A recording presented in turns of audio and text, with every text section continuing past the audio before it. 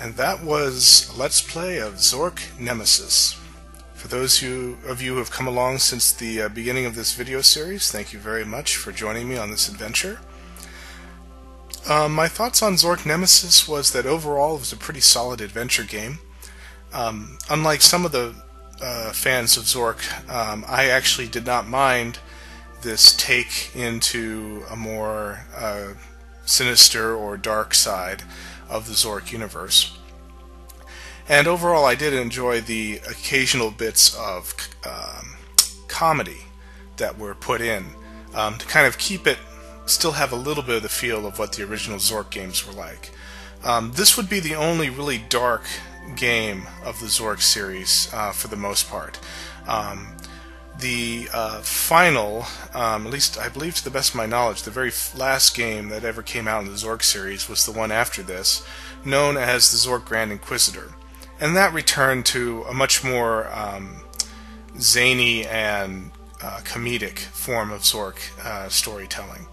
So I'm sure that the fans who were maybe a little bit put off by this game would have enjoyed the next one. The only overall complaint I have is that some of the puzzles were incredibly non-intuitive, and really just relied on trial and error. Fortunately, though, there's only a handful that really got into that kind of territory for me as far as puzzles go. The others were perfectly passable, and some were actually kind of fun to figure out for the first time.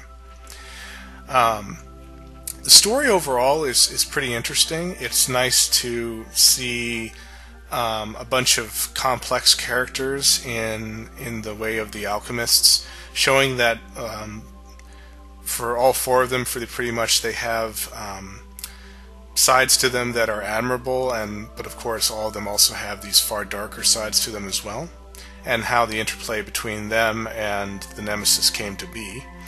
The only thing that was kind of disappointing about the story was the fact that it came to a very abrupt end very quickly.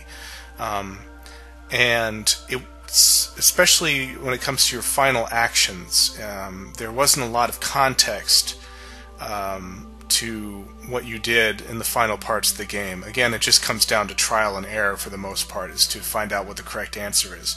But there's not a lot of surrounding context or story information to really tell you what you should be doing near the end. But overall, yeah, like I said, pretty solid adventure game. Definitely my favorite of the Zork series. And I think that pretty much concludes things.